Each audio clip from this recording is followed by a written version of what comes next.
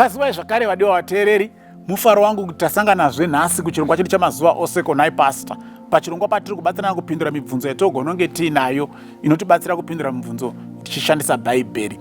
Vatanga kutibata nhasi munotiwana pa 0772918335 ndo WhatsApp number dzamunogona kutumira mubvunzo wenyu. Kana kuti muri kuona pa Facebook na pa YouTube, just drop your question ku comment section. Tinoona tobatsirana. Mubvunzo watora kupindura nhasi uri kuti konai pastor, tichiri kufanira kuchengeta mirairo ine gumi yaMozisi here kana kuti tinofanira kuchengeta mutsva werudo chete?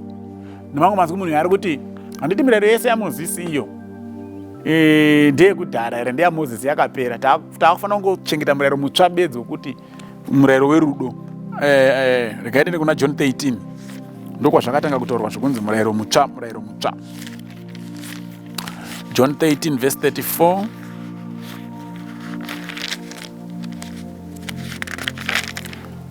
Right. A new commandment I give unto you, that ye love one another, as I have loved you, that ye also love one another. Ndijesu aritaura, ndakukupai murairo mutsva wekuti mude vamwe venyu sekukudai kwandakaitawo imi, naizvozvo idaiwo hama dzenyu. Now, kana Jesu achiti murairo mutsva, tawanyatsa kuti anorevei kana achiti murairo mutsva, because mukaenda pana Leviticus chapter 19. Leviticus near Mashirema Exodus before Numbers. Leviticus 19 verse 18. Thou shalt not avenge nor bear any grudge against the children of your people, but thou shalt love thy neighbor as thyself. I am the Lord. Jesu oti ndiri kupai murairo mutsva, ida hama yako. Saka number 1, mutsva here murairo kuti ida hama yako? Ndo mubvunzo wokutanga. Number 2, akatanga kutaura zvaari Mozisi. Saka vanoti hanzi hatichafaniri kuchengeta mutemo waMozisi, taakufanira kuchengeta mutemo mutsva werudo, vari kuona here kuti they are contradicting themselves because they have little knowledge. Akatanga kutaura nyaya yekuti ida hama yako haasi Kristu, kana muchida kuzvitora literally sezvazviri muBhaibheri, ndiMozisi. Saka haugoni kuti hatichade mutemo waMozisi, toda murairo mutsva werudo. Iye ari yeMozisi wacho akatanga kuti ida hama yako. So Kristu pari kuti ndiri kupai mutemo mutsva, haasi kuriwa kuti wanga usina kubvira wamboexista.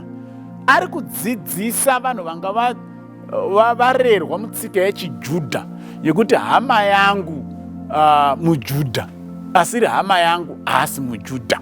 Ndo vanhu vari kutangeta ivavo kuti avadzidzise chinonzi hama nekuda hama. Ndokusaka akataura the parable of the good Samaritan. Paakabvunzwa nemuchinda yakuti who then is my neighbor?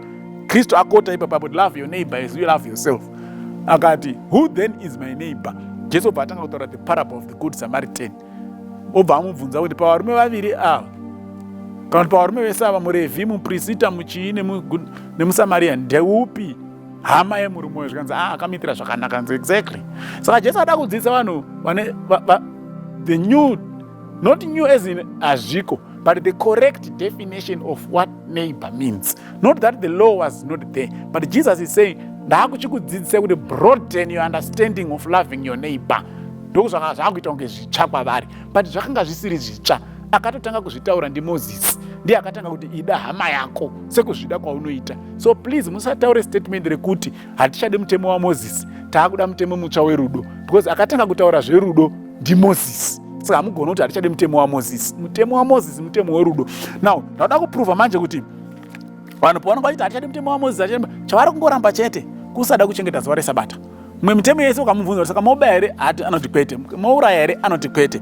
But ndinongobudisa pfungwa yekuti mitemo ine gumi iya yamukaitarisa ndo mirairo inonzi mitemo yorudo. Those are the commandments of love. Sei nhai pastor, mukaenda pana Romans chapter 13, ndikaenda ndaverenga Romans 13 verse 8 to 10 ndozotsanangura une mhaka yendichidaro. Romans 13 verse 8 to 10. Owe no man anything but to love one another, for he that loveth another has fulfilled the law. For this, thou shalt not commit adultery, thou shalt not kill, thou shalt not steal, thou shalt not bear false witness, thou shalt not covet.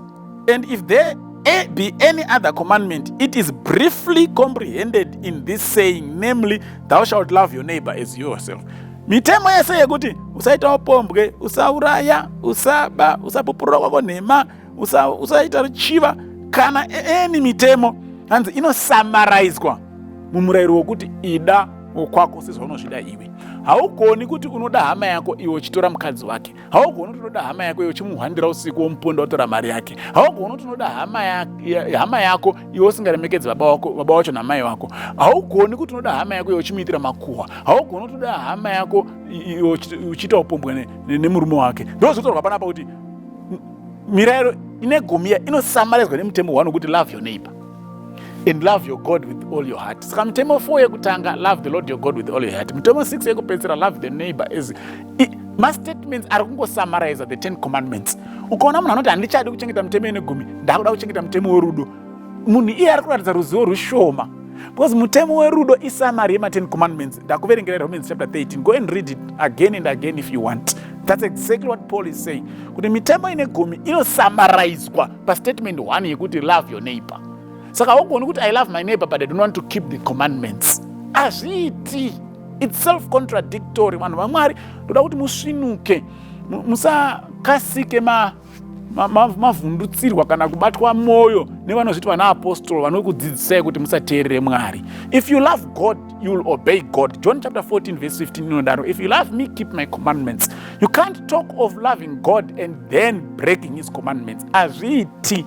That's how simple the gospel is. Vanoda Mwari vanonokwana kuteerera Mwari. Vasingadi Mwari vanonokwana kusada kumuteerera nekudzidzisana mazano ekusamuteerera. Vachitonga vari kuona mubhaibheri. Bhaibheri haridzidzisi kuti mutyore mutemo waMwari. Bhaibheri rinodzidzisa vanhu zvakazarwa bhuku rekupedzisira remubhaibheri chapter 14 verse 12.